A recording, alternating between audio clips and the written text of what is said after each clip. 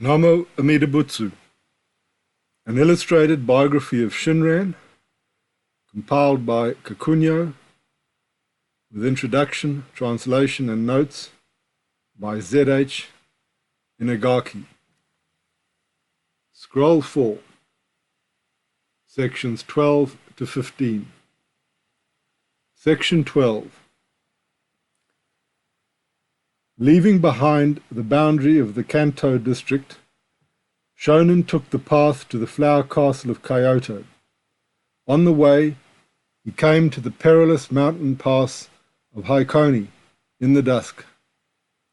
Following the steps of wayfarers for a long while, he at last found a house.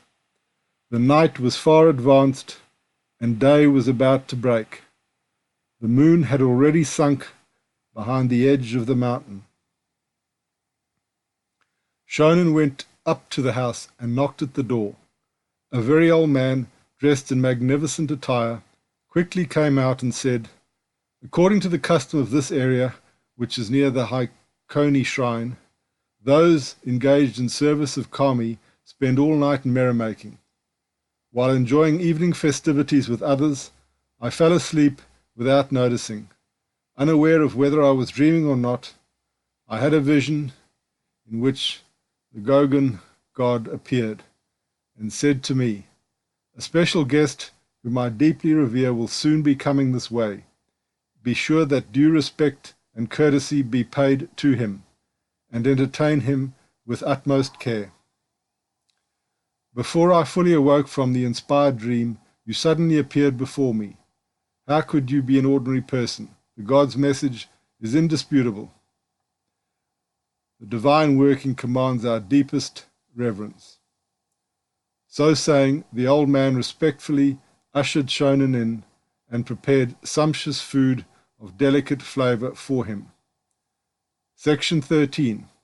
After returning home to Kyoto, Shonin reflected upon bygone days.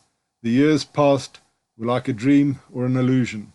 His old abode in the capital was hardly recognizable.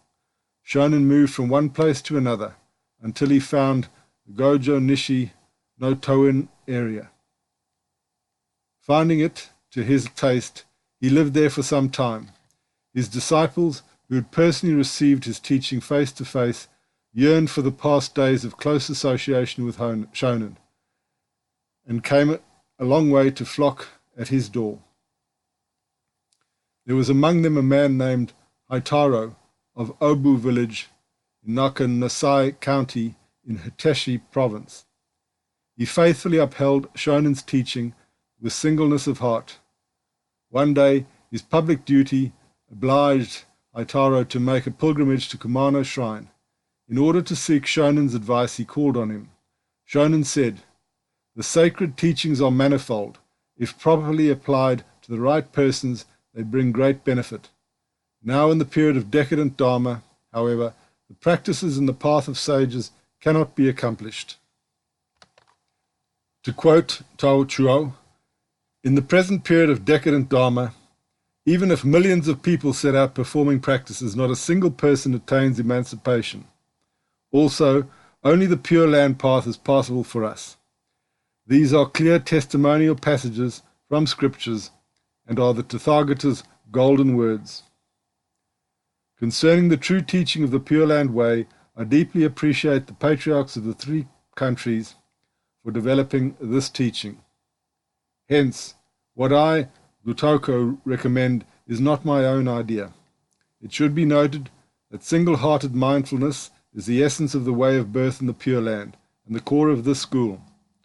Although the three sutras have both implicit and explicit aspects, they all clarify this either in clear terms or by implication. In the larger sutra, in the section on the three groups of aspirants, single-hearted mindfulness is recommended. And in the section on transmission of the teachings, this is transmitted to Maitreya. In the Contemplation Sutras section on the 9 grades of aspirants, the 3 minds are presented, and they are transmitted to Ananda. The one mind in the Amida Sutra is testified to by many Buddhas. The discourse master Vasubandhu sets forth one mind, and the master Shantao uses the term single-hearted practice of the Nembutsu. The original state of the god enshrined in the Shojoden Hall is the Lord Preacher under discussion.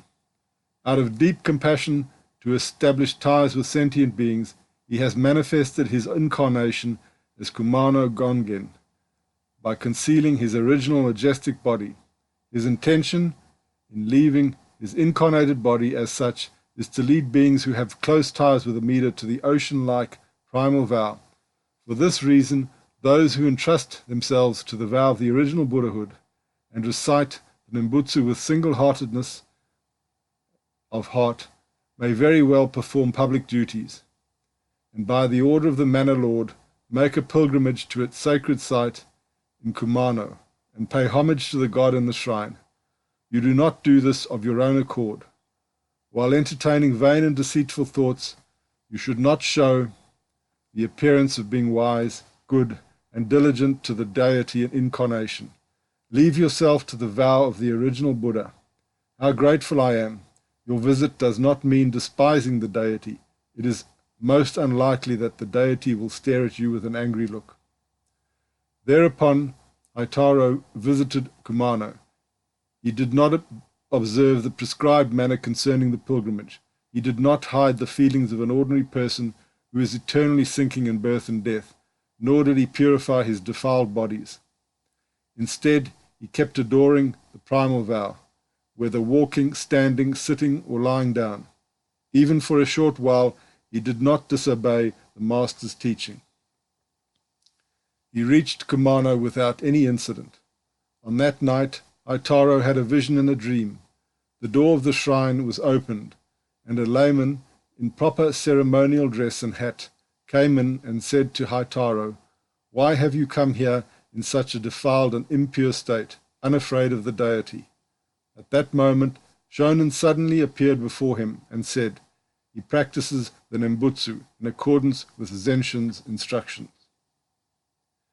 Thereupon the layman held up his scepter in the proper way and bowed deeply to show his respect to Shonin, without saying a word. Then Haitaro awoke. He was struck with unspeakable wonder. On his way home, Haitaro paid a visit to Shonin and told him what had happened. In reply, Shonin said, "That was good. This was also an inconceivable thing." Section 14. Towards the end of the 11th month in the second year of Kocho, the year of Water Dog, 1262, Shonin became ill. From that time on, he did not talk about secular matters, but only spoke in deep appreciation of the Buddha's benevolence. He uttered no other words, but solely recited the Nembutsu without ceasing. On the 8th day, at the hour of the horse, of the same month, lying on his right side, facing west, and keeping his head to the north, Shonin breathed his last breath while saying the Nembutsu. He was 90 years of age. His hermitage was in Kyoto, south of Oshikoji Street and east of Madino Koji Alley. The coffin was carried eastwards over the Kamo River to the Enenji, south of Toribino, at the western foot of Higashiyama, where the funeral was conducted. His remains were collected and deposited at Otani, north of Toribino, at the foot of Higashiyama. All his disciples and followers, both young and old, who witnessed his last moment, remembering fondly the happy bygone days when he was alive, and now grieving over his passing, cried bitterly with deep yearning. Section 15. In the winter of the 9th year of Bunai, 1272, Shonin's tomb at Otani, north of Toribino, at the western foot of Higashiyama, was moved westwards and placed north of Yoshinizu. His remains were redeposited, and a mausoleum was constructed where his image was enshrined. From that time on, the teaching transmitted by Shonin grew more and more, and his doctrine was more widely accepted than when he was alive. Now his followers fill every province and county, and those who belong to this school are scattered everywhere in large numbers. Both priests and lay people, young and old, who deeply revere his teachings and are diligently committed to repaying their indebtedness to Shonin, each make a pilgrimage to the mausoleum every year. Many miraculous stories were told about Shonin, but it is impossible to relate them all. I have presented only a selected few. Namo Amida Butsu.